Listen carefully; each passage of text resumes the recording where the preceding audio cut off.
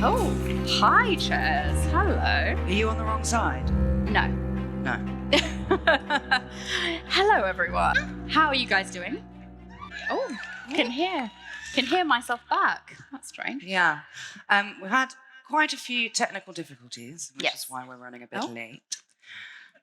Don't look. As you can see, it's been a bit more complicated than we thought. We also weren't able to print off our script, so I apologise, but we are going to have to read off our phones. Saving the planet. It's fine. We can do it this way. But yes. So, hi, guys. It's so good to be here. Are you all having a fantastic time?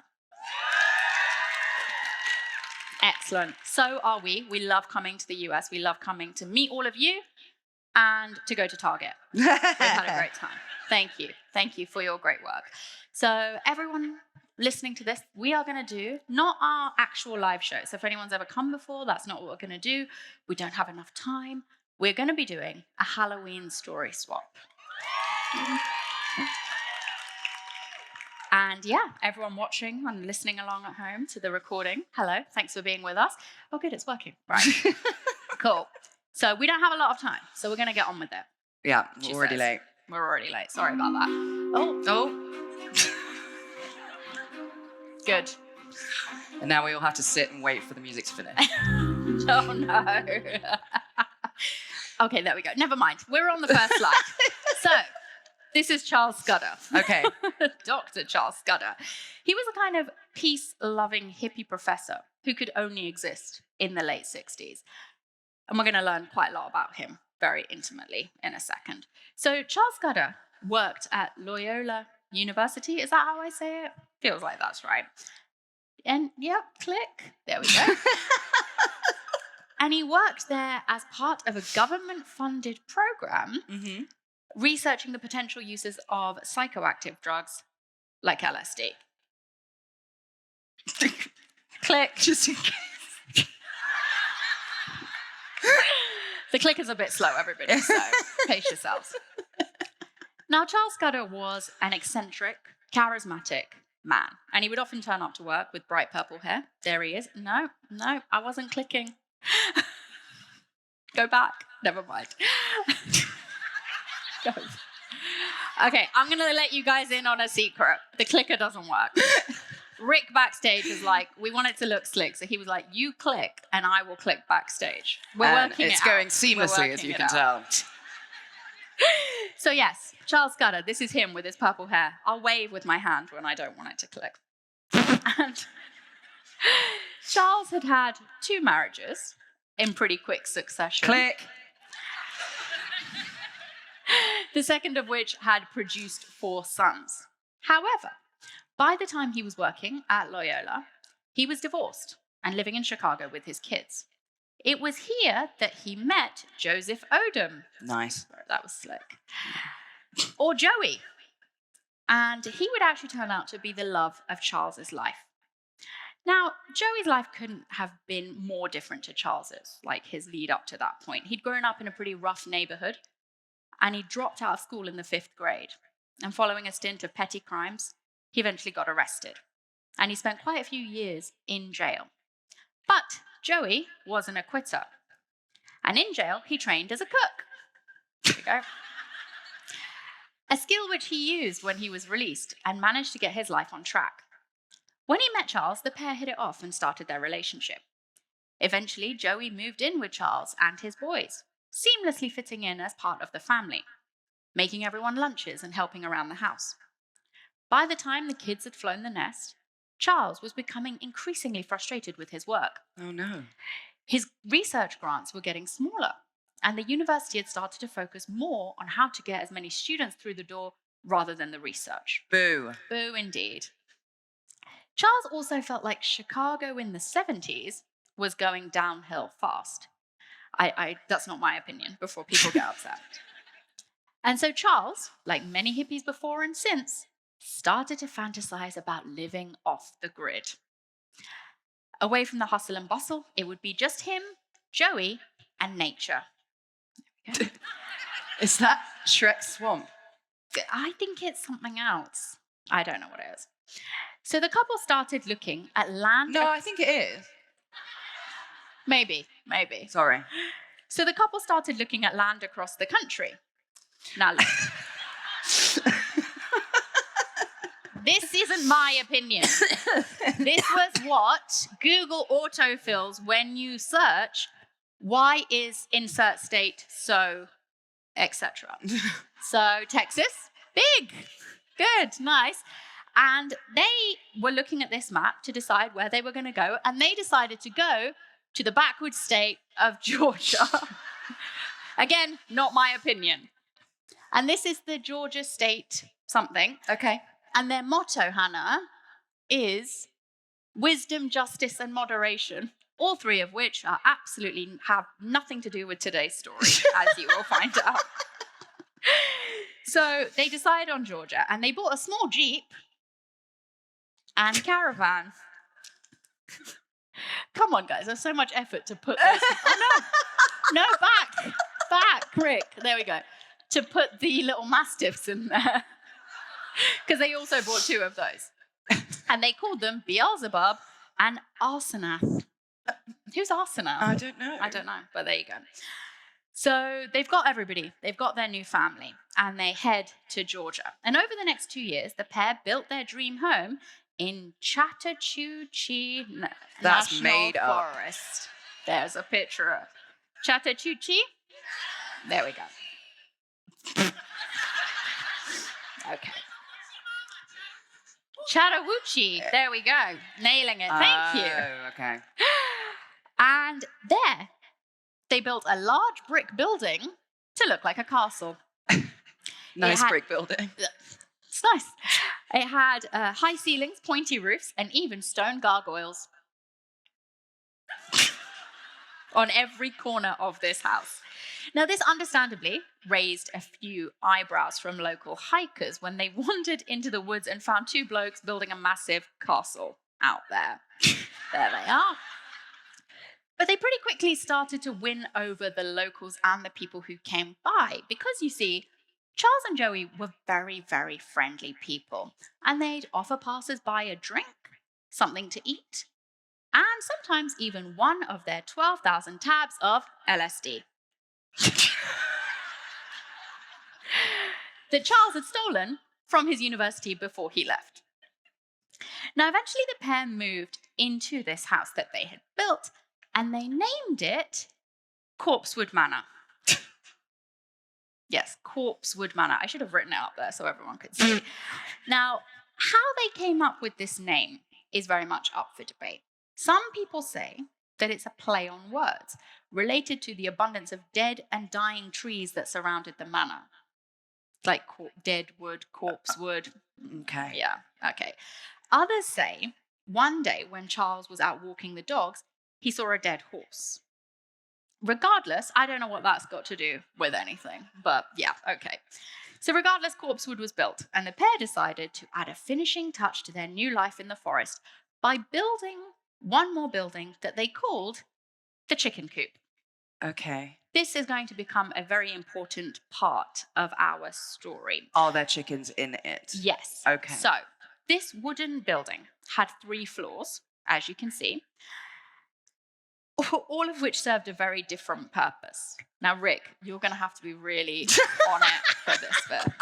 I spent a very long time putting this bit together. So the bottom floor housed chickens, which the couples used for their eggs. The next floor was used for storage, mainly for canned goods.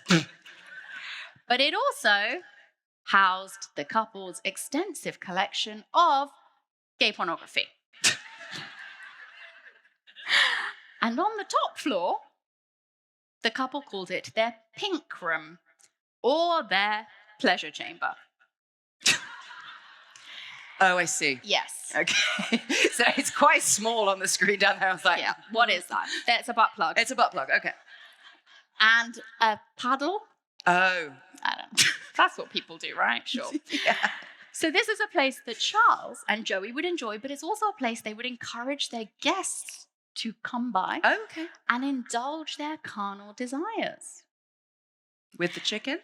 With the paddle. Oh.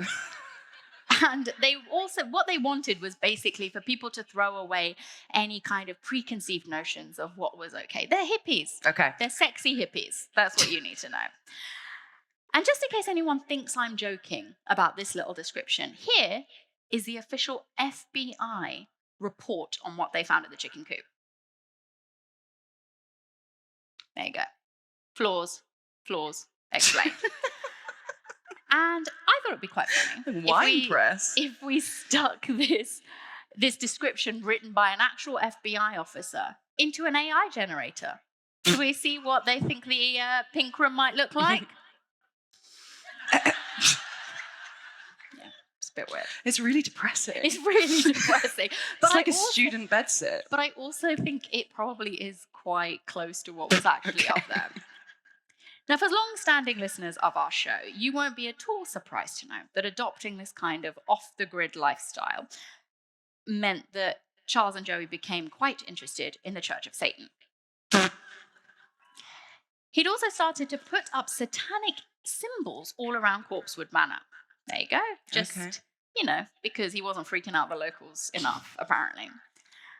However, we know and you know that being interested in the Church of Satan does not make you a devil worshipper. But that's not what the locals thought. Charles was actually an atheist and an academic. He certainly didn't believe in any kind of actual, literal devil. But that didn't stop him from using devil imagery and satanic pictures to get a rise out of people and generally just freak them out a bit. Now, over the years, Corpsewood Manor and the chicken coop became a bit of a local hangout spot. Charles and Joey were more than generous when it came to their homemade wine for whoever was wandering through the woods. And everyone was welcome to stay as long as they wanted in the pleasure room. And the manor actually became a bit of a spot, like a local spot known because Charles would regularly play his harp there. So people would just come out, look at his butt plugs, and listen to him playing the harp. And slowly, it wasn't just the locals being drawn to the chicken coop and Corpsewood Manor. It started attracting a wider variety of oddballs. And two such oddballs were Samuel Tony West and Kenneth Avery Brock, or as they were known locally, Tony and Avery. Isn't the dildo in Peep Show called Kenneth? Yes, it is. Yeah. You're right. Now, Tony was the older of the pair. My phone will not stop scrolling around. There we go. Tony was the older of the pair, being 30 years old. And Avery was his 17-year-old sidekick, which is a little bit strange. And the two of them lived together in a trailer. Neither had had a particularly good start in life, although it has to be said that Tony's life was far worse, if we're going to measure it in that way. His dad had died when Tony was just 10 years old. Then 3 years later, when he was 13, he accidentally shot and killed his own 2-year-old cousin. Oh. While he was playing with a pistol he didn't know was loaded. Don't do that. No. In general, would be my advice. And it gets worse, because after that happened, he spent the rest of his childhood in a psychiatric facility. Oh, God. Before going in and out of prison throughout his 20s. Now, this long stretch, coming when he shot his brother-in-law, and the longest stretch, coming when he shot his brother-in-law 4 times. So that wasn't so much of an accident that time round. Now, Avery dropped out of school young. He was a hard worker, but his lack of qualifications and troubled background made it hard for him to settle in any kind of job. So when he met Tony, age 17, Avery was essentially homeless, stealing food to survive. Tony offered to let Avery stay in his trailer as a lodger, and he jumped at the chance.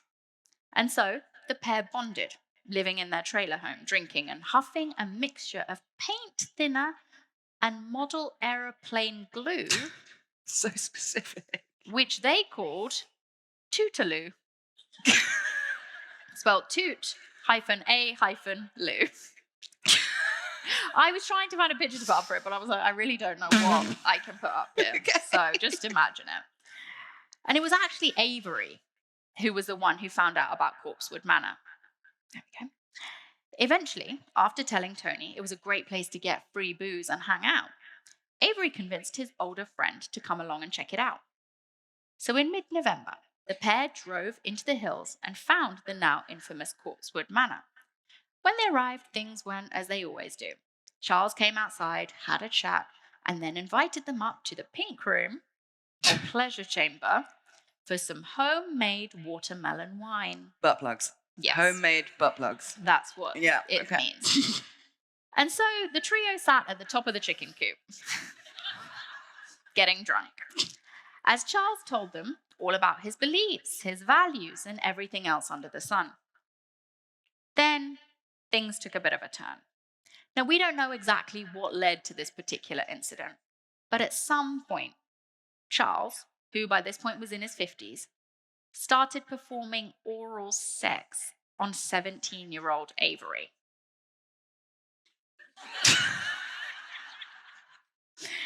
Now, the age of consent in Georgia is 16, so nothing illegal happened, but it wasn't ideal. Do you guys get that reference? Yeah, do you know who that is? Some one person clapped. The Brit in the get front it, clapped. Yeah. Okay, this is Philip Schofield. Oh no, Rick, go back. No, it doesn't matter. This is Philip Schofield, and he had a fling with he's a TV presenter who had an affair with a younger man that he worked with, and when he was caught, he said it wasn't illegal, it was just unwise. So there we go. That's him. Some British knowledge for you. He looks a lot more haggard now. Yes, he does. So Charles then offered to perform oral sex on Tony, who politely turned him down, and the pair drove home. On their drive home, Avery started to panic. He was worried that his friend Tony might tell people that he was gay, and he begged him not to please tell anyone what had happened. Now, to his credit, Tony seemed genuinely unbothered by what had happened or about Avery's sexuality.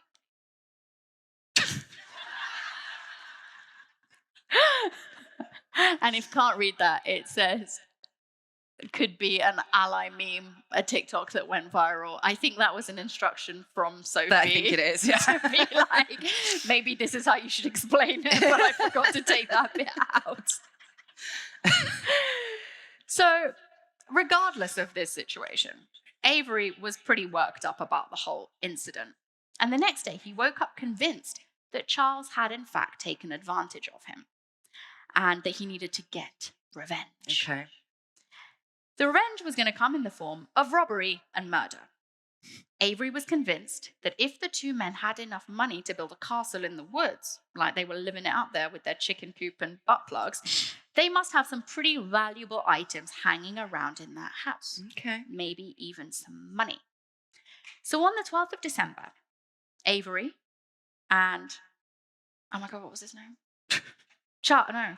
Tony. I'm glad you're paying attention. Avery and Tony set off for Corpsewood Manor, taking with them a .22 caliber rifle and two friends.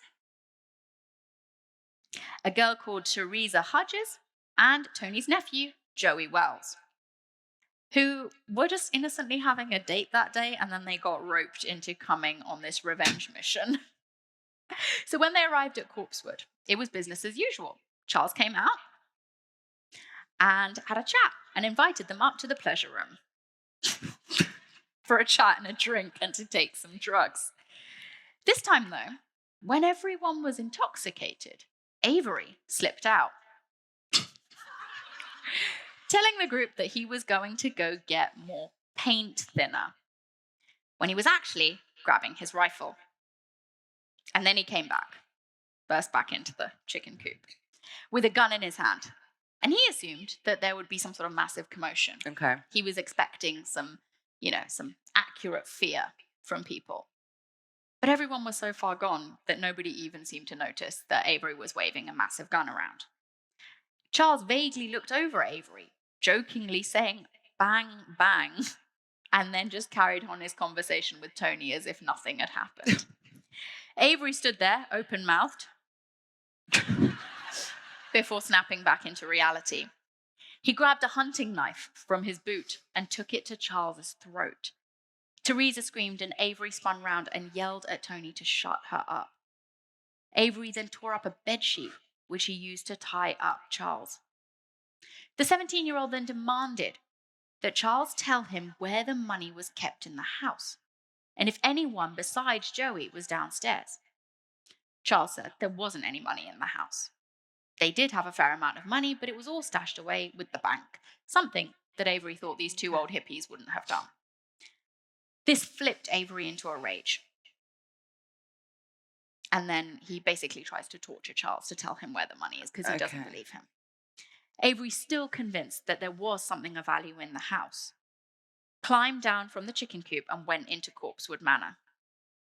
Tony followed, dragging Charles and the two teenagers, Teresa and Joey, along. Inside, a stunned Joey was clearing up dinner. Because remember, Joey's just a chef. He just wants to be a hippie chef living in the woods. He's just making dinner, clearing up, having a good time. Avery ordered Joey to leave the house. And as he stood, Avery shot him 4 times without hesitation. At this point, chaos ensued as the 2 mastiffs, remember them? Beelzebub and Asenath, barreled into the room to protect their owners. All the while, Avery screamed at Charles to tell him where he kept the money. In the madness, Charles was beside himself with grief, trying to get to his partner Joey, who was lying on the floor. As Avery pointed the gun at him, all Charles could muster between his heartbreaking moans was, "I asked for this." Oh my God. Within a few seconds, he and his 2 dogs were dead. So he ransacked the house, looking for anything of value. Allegedly, as they turned the house inside out, they accidentally pressed play on a stereo. And this stereo boomed a recording through the house of Charles playing the harp. Such an obnoxious instrument. I mean, how do you get them places? That's what I've always wondered. Like if you're doing like a harp exam. That's a good question. Do you have to take a little one? Get like a wheelbarrow? Maybe. I think if you have a harp exam, they should provide the harp. That's what we'll say. So it blares out this harp music and also Charles's voice reciting the lines to William Blake's The Tiger. So that's going to freak you out. Okay. If you are on a rampage through a man's house after you've just murdered him and his 2 dogs. But ultimately, Avery and Tony found nothing and ended up taking a pistol and some handcuffs along with Charles's silver medallion and keys to his Jeep.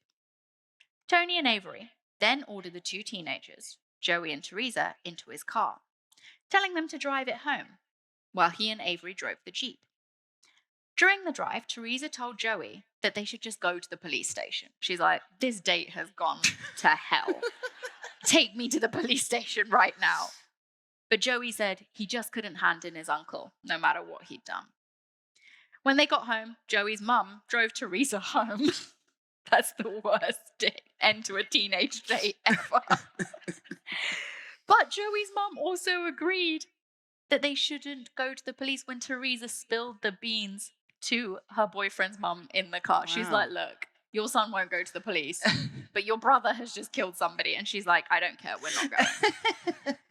So they decided that Teresa and her 2-year-old child should come stay with them for a few days so they could keep an eye on her. And all the while, Tony and Avery were making a run for Mexico. On the way, they pulled into a rest stop to nap and woke up to find another car parked next to them. Inside this car was U.S. Navy Lieutenant Kirby Phelps. There he is.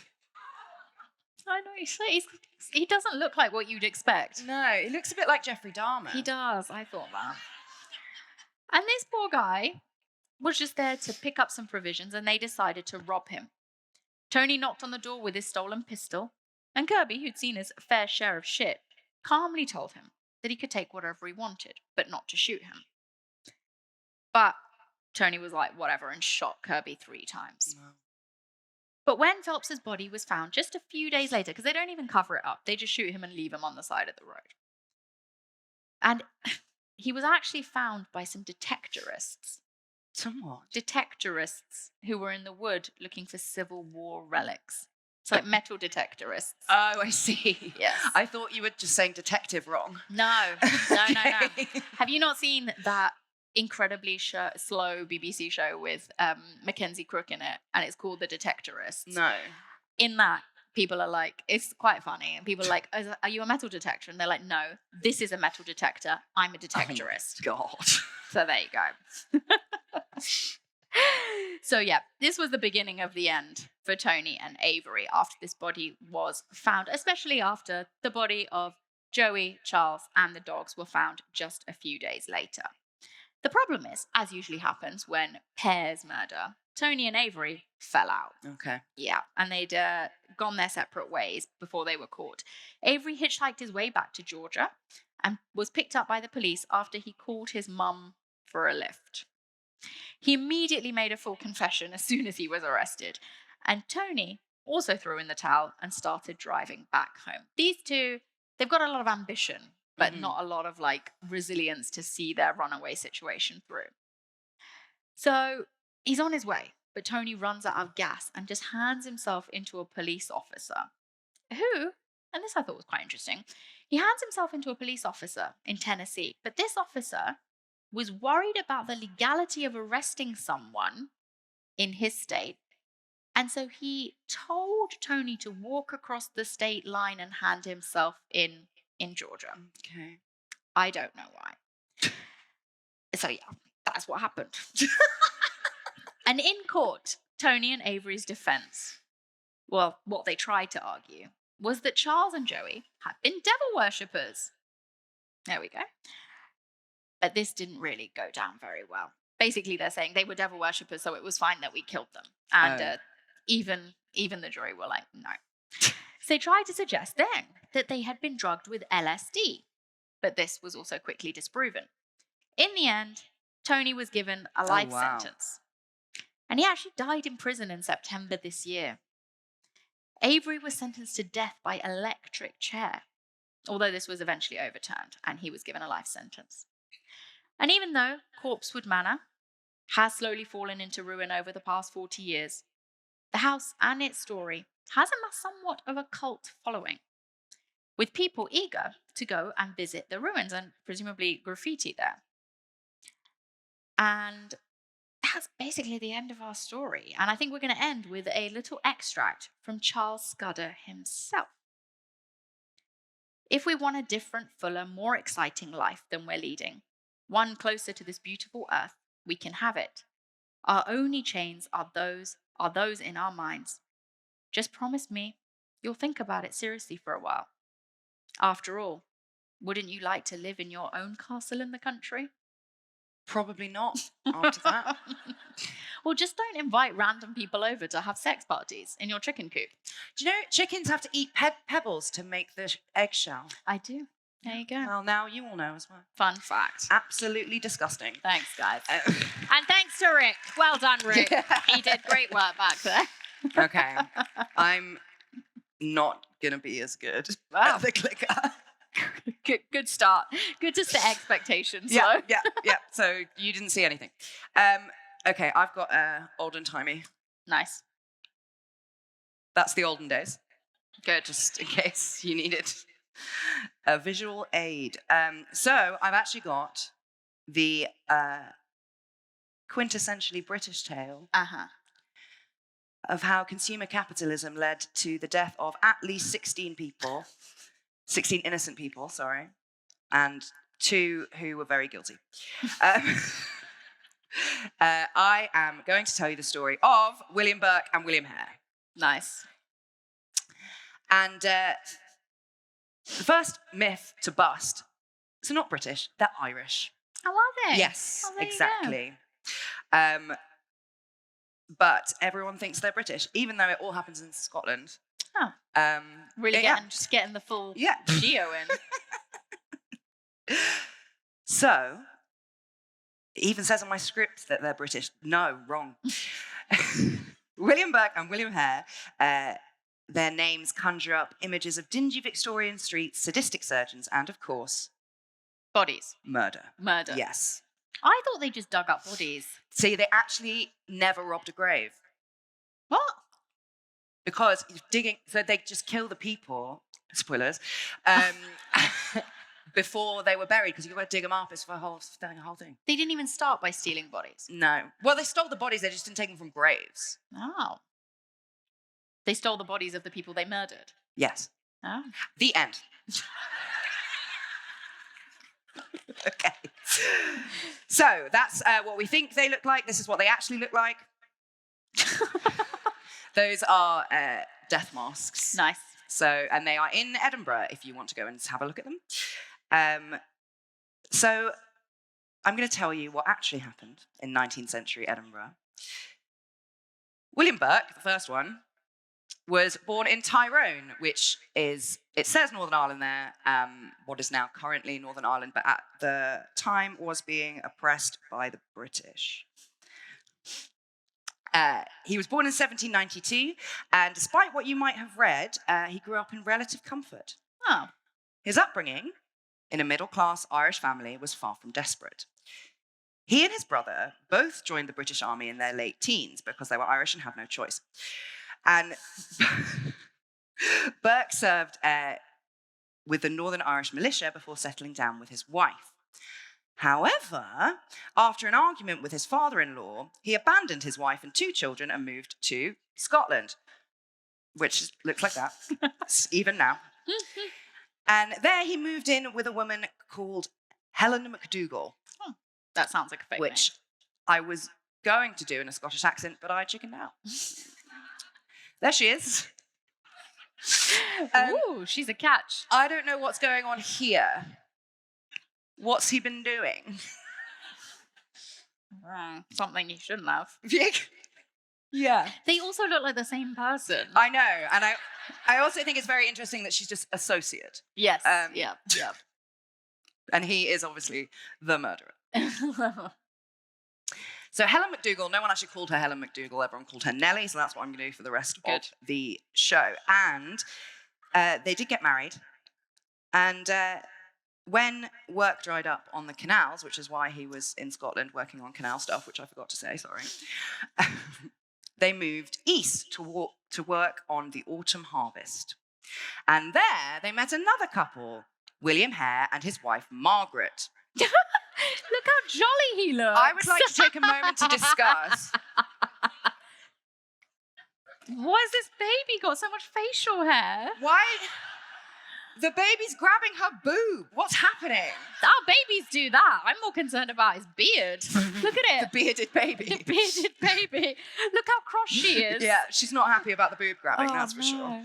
But look at him. He's the happiest grave not robber, the happiest murderer I've ever seen. Yeah, that is William Hare and his wife, Margaret. We know a lot less about William Hare than we do about William Burke. We don't know where he was born. We don't know when he was born. Oh. We're pretty sure he's Irish. Mm-hmm. And we also know that he was, what we would say in the UK, properly rough. He was scrappy, rude, illiterate, and his face was covered in scars, which is probably why his wife is so angry.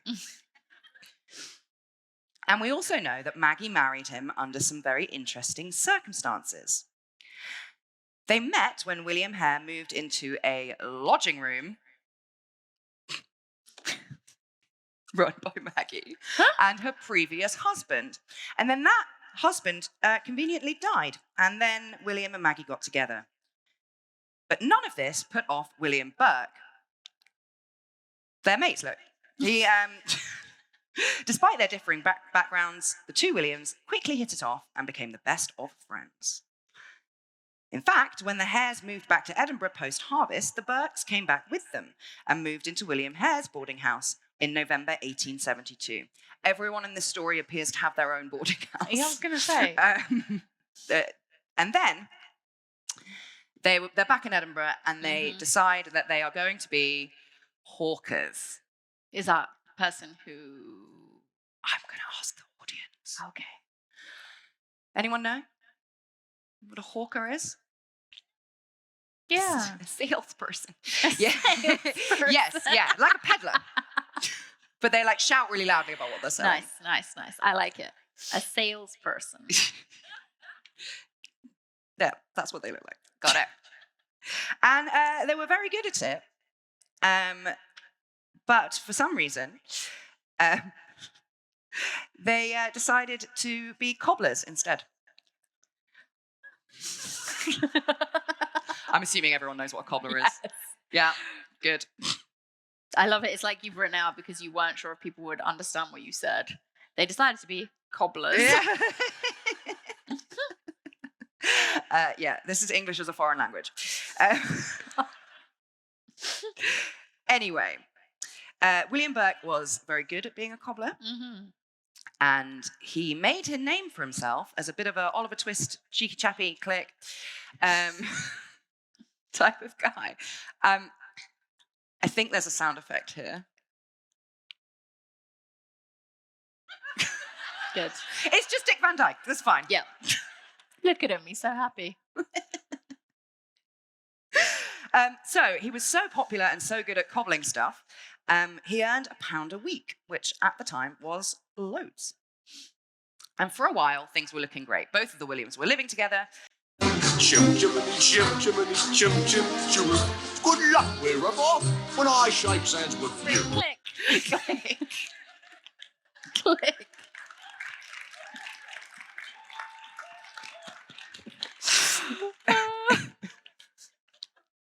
And they were earning decent money. But then suddenly, disaster. Thank you. On the 29th of November, not long after they had settled down in London, one of the lodgers in William Hare's house just died of dropsy. Edema. Yes, exactly. Because he was an alcoholic. Anyway, this was not good news, especially since that lodger, known as Old Donald, owed around £4 in back payments of rent, which again, olden times, loads. And the Hares were skint. So naturally, William Hare, just get rid of the legs, fine.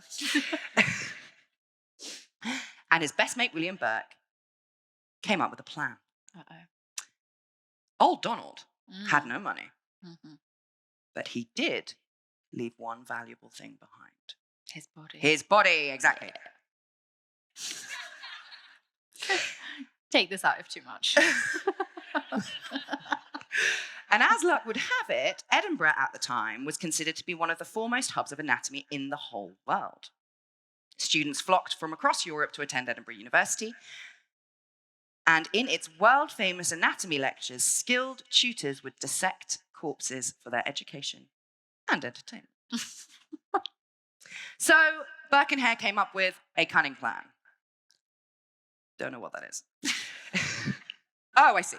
The pair informed their local council that Donald had died without any next of kin, so it became the council's responsibility to have him buried.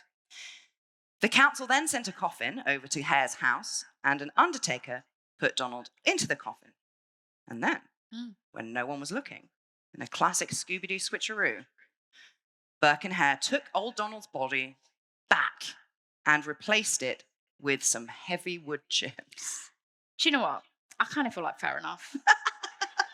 He owed them a lot of money. He did owe a lot of money. It's a victimless crime. And then they put old Donald under the bed and sent the coffin off to the cemetery full of wood chips. Nice. That night, the pair took the body up to the university looking for a man called Mr. Monroe. That's them. Mr. Monroe was a very famous local anatomist. What? Just look at his face. Look how terrified he is. But I'm like, cover up the dead body's face then. He's just like, ah!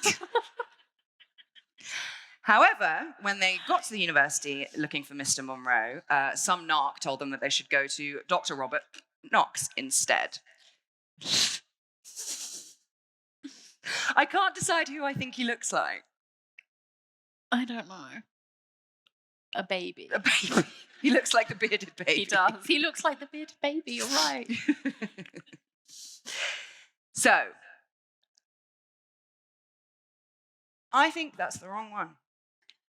It's too late. Click. Oh, there we go. Look at his little mole glasses. Oh my God. That's great. He's just like, look at this.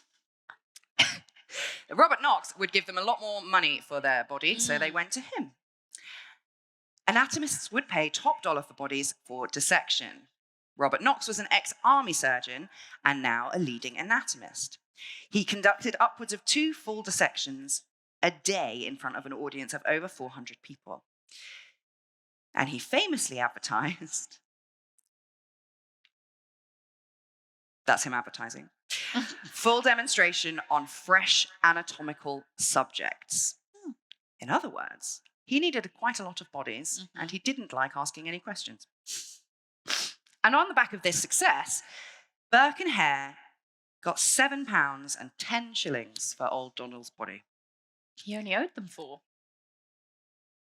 Yes. It's a good return on investment. Good return. I guess you've got to factor in the wood chips. You know.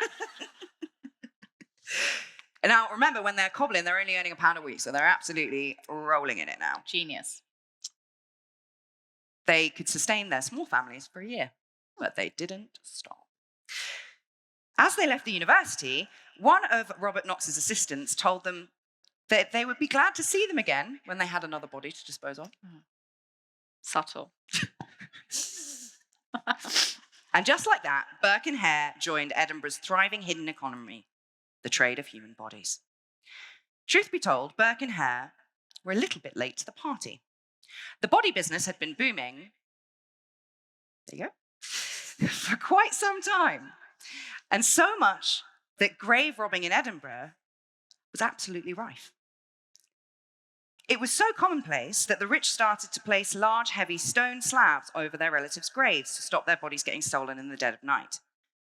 Others resorted to large coffin-shaped cages called mort safes. You've seen these? Oh, Yeah? yeah. When I was a kid, I thought they were for vampires, but Yeah. they're not, apparently. Oh, wow. It's so you can't nick bodies. Yeah. The most extreme measures were actually taken by the poorer community members who couldn't afford a big cage. So they just used to stand next to the grave and watch, take it in turns. Who do you love that much? Would you not guard on my grave? No. Oh, Your garden? I thought you said guard. I Yeah. wouldn't guard your grave. okay. But I'd garden it. would you? Yeah. Did you say garden or guard? I said guard. Oh, right. No, I wouldn't guard your grave. It's such a waste of time, isn't it? And apparently they would sometimes build castles, click, to watch the graves from at least inside. Okay. And as I already said, biggest misconception about Burke and Hare, they were grave robbers. They were not. Has anyone seen this film? No. It's fucking awful. Oh. Don't waste your time. Oh. I thought you were going to say it was quite good. Nope. Never mind.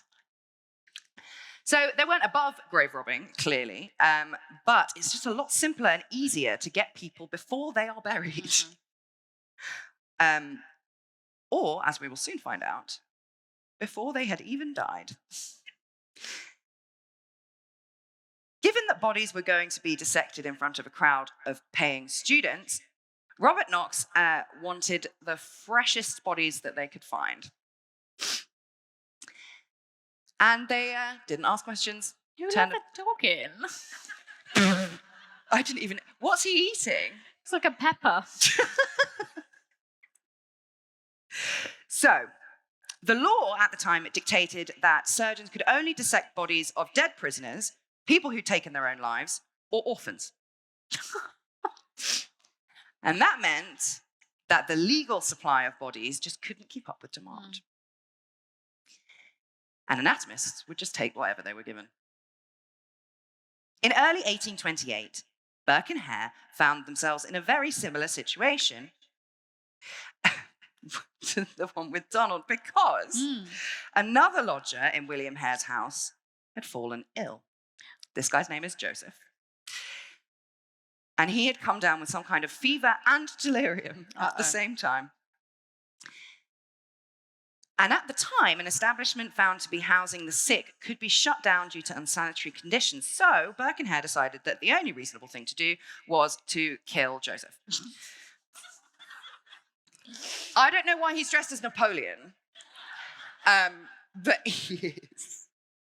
I also don't know why the devil's there. There's so much. There's so many And- questions about this picture. The Pope. Why? I don't understand. So what they Never did mind. is they got poor Joseph absolutely plastered on whiskey, and then he fell asleep on his bed, and then Hare suffocated Joseph with a pillow whilst Burke lay on his chest to push out all the air. Maybe they were at some sort of costume party. Maybe. The Pope, someone's dressed as the Pope, someone's dressed as the devil, he's dressed as Napoleon, and this guy's dressed as George Washington. And they're like, quick, grab him! He's just drunk enough. Exactly. And at the time, this would have been a completely undetectable murder. Of course. So it looked like he died of natural causes. So they took his body off to Robert Knox, who was so pleased with the condition that he paid them 10 whole British pounds, Oh. which was enough to see them both through for several months. But they did not. Just a few weeks later, a travelling salesman contracted jaundice while staying at Hare's house. The original script said infected with jaundice. I don't think you get infected with jaundice, do you? Develop jaundice? Yeah, that's what I thought. Any thoughts? Okay. Yes. So, once again, they decided that the only reasonable course of action was to kill this salesman. There they are again. And they did, and they got another £10 note. And this is a real turning point for Burke and Hare. There you go. Up until this point, they'd sold one man who'd already died, two more who looked like they were going to die or just weren't very well, and they earned almost £15 doing it. Easily the equivalent of a very reasonable year's salary. And if they had stopped here, we would probably never have heard of them. In fact, that even if they just stuck to one or two a year, they might have gone under the radar. But alas,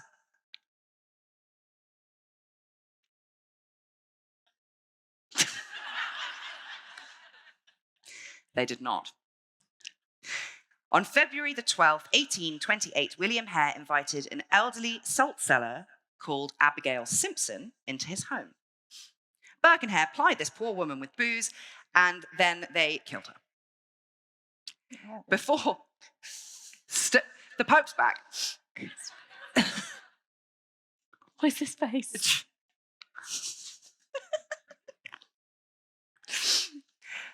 So, they killed her, and then they put her in a tea chest, and then they sold her for a tenner.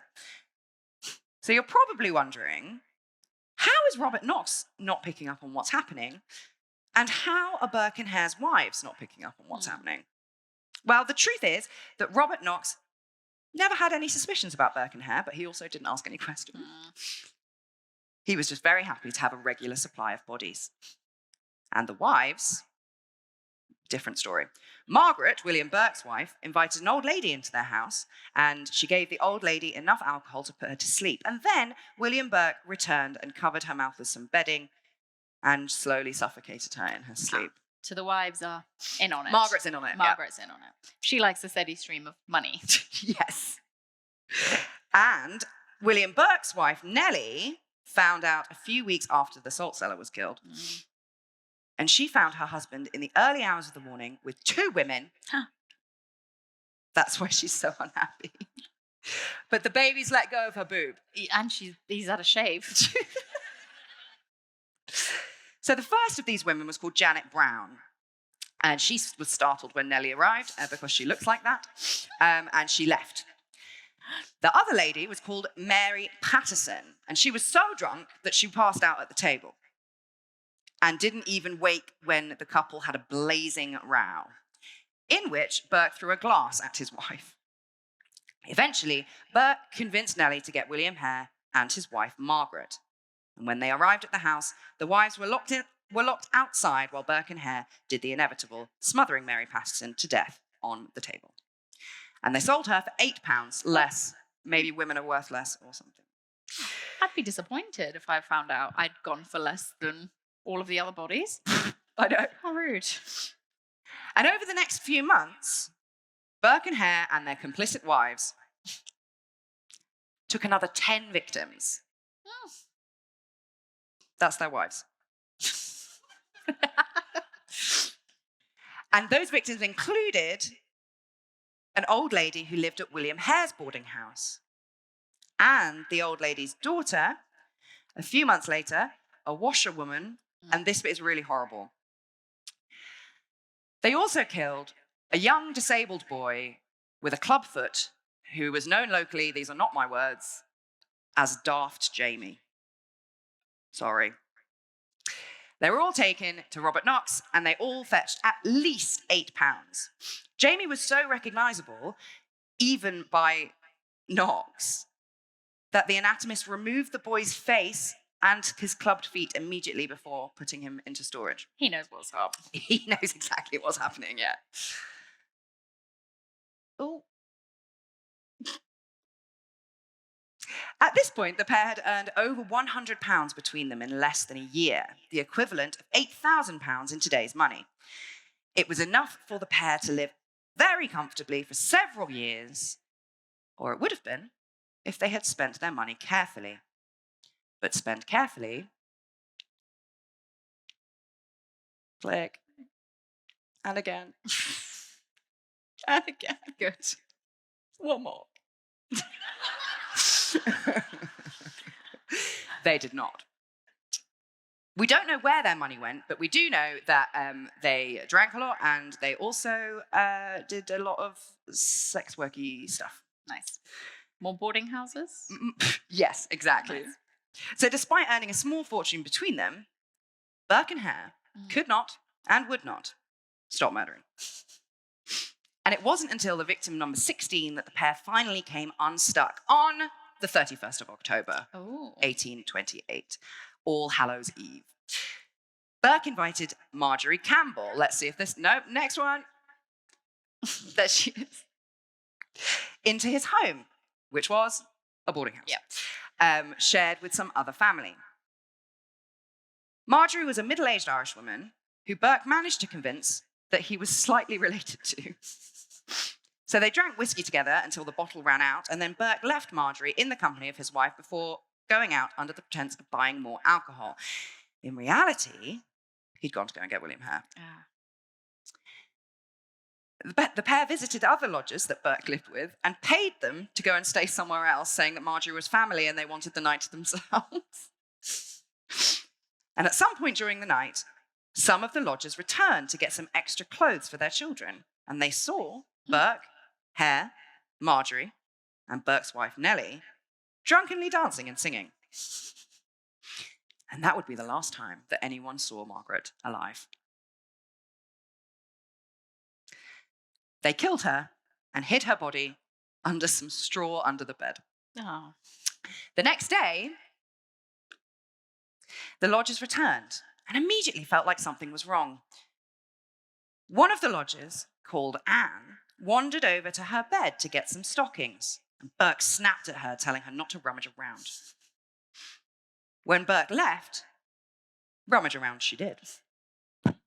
And she found Marjorie Campbell's body under the bed. The lodgers ran off to find the police, and on the way, they bumped into Burke's wife, who tried to bribe them with 10 quid. But it didn't work. That's her face of disappointment when it didn't work. When the police arrived at Burke's house, all that was left was some bloody clothes in the bedroom. When Burke and Hare couldn't provide a consistent story about Marjorie leaving, Robert Knox... one more. His laboratory raided. And there, police found loads of other bodies already lying on the dissecting table. On the 3rd of November, 1828, Burke, Hare, Margaret, and Nellie were all arrested. Knox was questioned, and he said that he thought Burke and Hare waited around local lodging houses and picked up the bodies of people who died naturally. It was decided that Knox was deficient in principle and heart, but technically hadn't broken the law. Sure. As their arrest and the story of Burke and Hare spread across the city, more and more people started to come forward to the police. Several identified clothing in men's houses belonging to friends and families who'd just gone missing, and quickly the list of murder charges grew. In the end, Hare turned on Burke like a Classic. snake in the grass, and he gave a full confession in return for a plea deal. Burke ended up being charged with murder. His wife, though, was spared momentarily. Hare's testimony completely exonerated Robert Knox, who got off scot-free, and so did Hare's wife, Margaret.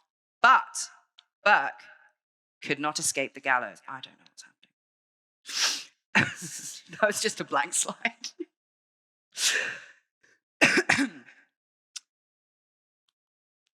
Burke could not escape the gallows. He was hanged and then publicly dissected in January 1829. It's quite poetic, isn't it?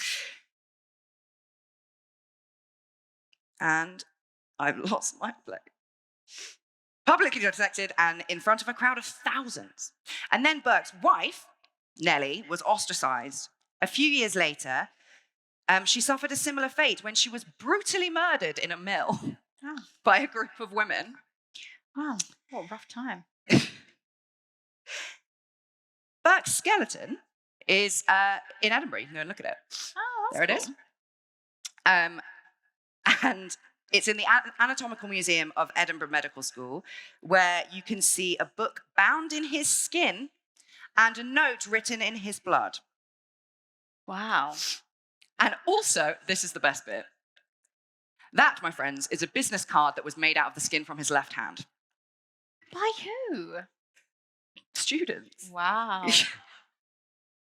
Hare, on the other hand, was released and chased out of Scotland by the public. And we don't know anything else about him. But we do know they have left a legacy behind them in Edinburgh. Nice. I've been there. It's horrible. It looks horrible. Yeah. It looks So very here you go. depressing. Burke and Hare, not grave robbers. There you go. You've all learned something. Thank you, guys. Well done. Thank you, All guys. right, thank you, guys. So much for your patience, particularly with the technical challenges today. It's been so much fun coming to Obsessed Fest to meet all of you. Thank you to everyone who came today. We know there's so many other things on, so we're always so humbled when everyone wants to come meet us, say hello. And yeah, thank you so much. And we will be around for the next day. Thank you.